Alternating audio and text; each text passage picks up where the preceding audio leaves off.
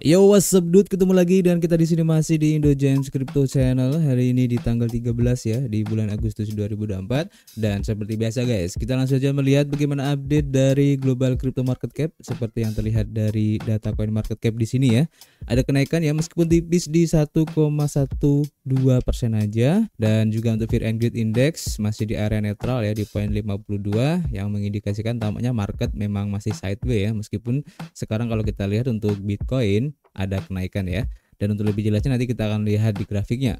Dan tentu saja semua ini adalah efek kontribusi dari Bitcoin dan juga teman-teman nongkrongnya di sini ya. Kalau kita lihat untuk Bitcoin dalam waktu 24 jam bisa dibilang sideways ya. Perubahannya tipis banget ya, di 0,06% aja guys. Dan mempertahankan harganya di 58.900-an dolar. Begitu juga untuk Ethereum naik tipis ya di 1,7%, kemudian untuk BNB di 3,7%, ada Solana sideways di 0,4% aja, SRP juga sideways ya di 0,05 aja. Dan beberapa altcoin kalau kita lihat di sini tampaknya cukup bervariasi tapi didominasi merah ya, meskipun tidak terlalu signifikan, dan perubahannya rata-rata di 0-1% aja guys. Untuk lebih lengkapnya nanti kalian bisa cek sendiri ya di Coin Market Cap. Kemudian selanjutnya kalau kita lihat di sini untuk pergerakan harga dari Bitcoin terlihat di sini untuk time frame weekly. Untuk pola yang terbentuk kemarin ya, close candle cukup bagus sebenarnya guys. Meskipun kalau kita lihat sekarang memang ada sedikit kenaikan, tapi ada koreksi lagi ya. Karena memang untuk market tampaknya masih menunggu untuk beberapa update ya dari beberapa news yang mungkin akan segera rilis. Salah satunya adalah CPI, dan itu sedikit banyak mempengaruhi pergerakan dari Bitcoin ini guys ya. Kalau kita lihat meskipun ini positif tapi masih bisa dibilang sideways ya, karena para investor ini masih menunggu kepastian dari beberapa info yang ada guys. Oke. Dan seperti biasa kita sudah mengumpulkan beberapa informasi yang cukup menarik. Yang pertama tentu saja berhubungan dengan Bitcoin ya, dimana seperti dilaporkan dari Cryptopolitan bahwa Bitcoin dan juga Ether ini melonjak ya menjelang perilisan data CPI yang penting guys. Jadi kalau kita lihat di sini untuk harga Bitcoin memang mencapai kisaran harga yang lebih tinggi ya, meskipun turun di bawah 50.000 dolar beberapa waktu yang lalu dan sekarang sudah naik di 58.000 dolar. Dan Bitcoin melonjak lebih dari 2% dalam 24 jam terakhir ya pada saat artikel ini ditulis, dan volume perdagangannya dalam waktu 24 jam itu naik di 35% menjadi sekitar 35,9 miliar dolar guys. Dan menurut data dari CoinGlass ya, sekitar 56 juta dolar posisi long dan juga short yang ditetapkan pada harga Bitcoin telah dilikuidasi ya dalam 24 jam terakhir ini, dan lebih dari 29 juta dolar untuk taruhan yang dilikuidasi merupakan posisi short ya. Dan para investor yang memperkirakan lebih banyak kerugian bagi Bitcoin, namun kripto tersebut bangkit kembali setelah mencetak indeks merah kemarin ya. Kemudian untuk harga Ether juga melonjak di 4% dalam 24 jam terakhir dan berhasil menembus angka 2.600 dolar ya menjelang perilisan data penting yaitu CPI ini guys. Dan volume perdagangannya juga naik di 38%. Nah, kalau kita lihat di sini memang untuk para investor tampaknya lebih fokus ya pada laporan indeks harga konsumen ya, atau biasa disebut CPI ya, pada hari Rabu. Dan laporan ini diperkirakan akan menunjukkan kenaikan inflasi bulan Juli sebesar 0,2% dari bulan Juni. Sementara tingkat inflasi tahun ke tahun ya, atau year to year tetap di 3%, dan setiap perubahan mendadak ini dapat mempengaruhi keputusan suku bunga Federal Reserve yang akan segera diambil guys. Jadi untuk CPI yang akan segera dirilis tentu saja ini akan menjadi tolak ukur ya untuk rapat FOMC nanti yang akan diadakan ya, dimana di situ nanti akan ditentukan apakah akan menaikkan suku bunga atau justru menurunkan, atau mungkin tidak ada kenaikan suku bunga ya, artinya tetap tidak ada perubahan sama sekali. Dan itu tentu saja akan mempengaruhi perilaku ya dari para investor ataupun para trader, khususnya di beberapa aset-aset beresiko ya seperti saham ataupun di kripto ini guys. Oke. Kemudian untuk info selanjutnya ya, kalau kita lansir dari Cryptotnest diinformasikan di sini guys, ada yang cukup menarik. Jadi belakangan ini tersebar isu ya bahwa BlackRock ini akan segera meluncurkan blockchainnya sendiri guys. Wow, ini menarik banget ya. Jadi BlackRock ini yang merupakan sebagai pengelola aset terbesar di dunia ya, ini memang diduga akan segera meluncurkan platform blockchain miliknya sendiri, yang tentu saja ya karena ini menjadi salah satu aset manajer terbesar, pasti akan ada impactnya yang cukup besar juga ya bagi ekosistem di kripto ya. Jadi riset dari Token Terminal menunjukkan BlackRock secara strategis bergerak maju ke sektor mata uang kripto guys, dengan membagi aset digital ke dalam 3 kategori, di mana mata uang kripto seperti Bitcoin, stablecoin, dan juga aset dunia nyata, dalam hal ini adalah RWA yang ditokenisasi, dan mereka telah meluncurkan dana Buidel di Ethereum ya sebagai bagian dari inisiatif ini guys. Dan analis Token Terminal juga menunjukkan ya bahwa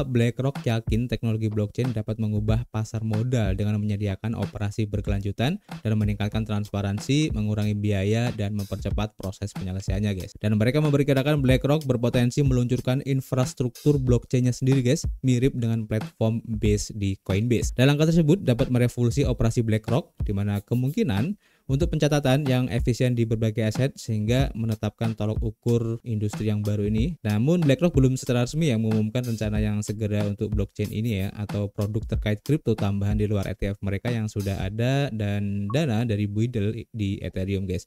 Jadi bisa dibilang ini masih isu, tapi memang cukup ramai diperbincangkan di beberapa forum ya, dan kita akan nanti update lagi guys untuk informasinya. Kemudian selanjutnya ya, dari Coinsu diinformasikan juga bahwa DBS ya, ini juga meluncurkan uji coba untuk blockchain DBS Treasury Token di Singapura guys. Jadi DBS Bank ini merupakan bank terbesar di Singapura ya, berdasarkan asetnya telah meluncurkan proyek percontohan atau pilot ya untuk DBS Treasury Token dalam kemitraannya dengan Ant International yang merupakan afiliasi fintech Alibaba. Dan proyek ini bertujuan untuk meningkatkan manajemen perbendaharaan dan juga likuiditas dengan memanfaatkan blockchain berizin milik DBS guys. Dan blockchain ini memfasilitasi manajemen perbendaharaan multi mata uang untuk Ant International, mengurangi waktu penyelesaian dari beberapa hari menjadi beberapa detik, dan mengoptimalkan likuiditas dan modal kerja dalam grup. Tentu saja proyek percontohan dari DBS Treasury Token ini hadir seiring meningkatnya kebutuhan akan perbendaharaan perusahaan ya, seiring dengan maraknya perdagangan elektronik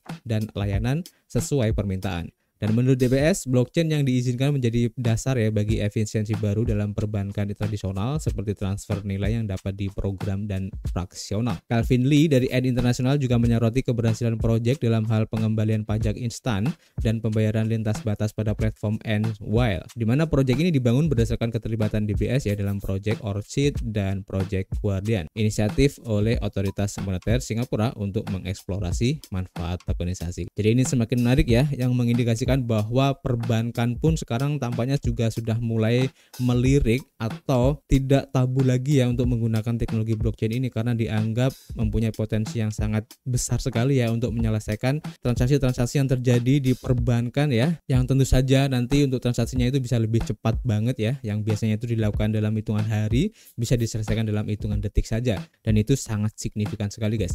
Jadi saya rasa kedepannya nanti untuk perbankan tampaknya tidak akan bisa menghindari ya untuk teknologi blockchain ini, dan kita harapkan juga kembangan untuk teknologi blockchain ini juga akan diterapkan di perbankan Indonesia guys, karena tentu saja mau nggak mau suatu saat nanti kita juga pasti akan tergerus dengan perkembangan teknologi yang ada, dan jika platform-platform ataupun entitas-entitas pemerintah tidak bersaing juga ya atau mengikuti perkembangan zaman, kita akan sangat ketinggalan sekali guys. Kemudian selanjutnya ya, kalau kita informasikan di sini dari Goingebar ya, diinformasikan juga blockchain Aptos ini meluncurkan suatu platform ya, yaitu Tapos, yang merupakan platform play to earn di browser dan juga Telegram guys. Nah, di sini ada Tapos Cat yang merupakan permainan tapping ya untuk memperoleh penghasilan di Aptos yang menawarkan token Herd sebagai rewardnya. Dan pemain di sini dapat memperoleh penghasilan dengan tapping ya, atau tap-tap layar untuk kucingnya secara virtual dengan gameplay yang sederhana guys. Dan memang ya belakangan ini banyak sekali beberapa permainan yang secara permainan simple banget, biasa disebut tap to earn ya, atau tap-tap layar aja untuk melakukan permainan tersebut dan kita akan mendapatkan rewardnya, seperti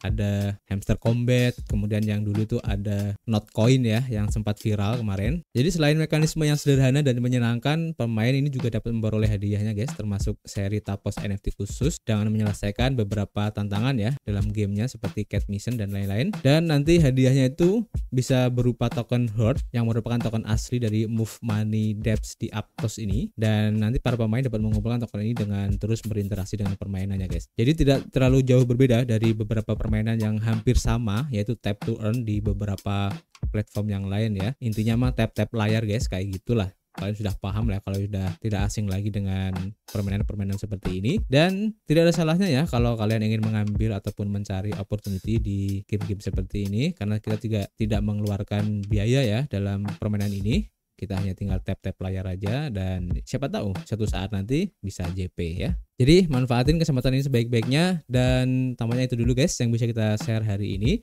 Nanti kita akan update lagi, dan seperti biasa ya kita masih menunggu kritik dan saran kalian di kolom komentar. Nanti kita bisa ngobrol banyak di dalamnya, dan tentu saja kita ketemu lagi di informasi berikutnya.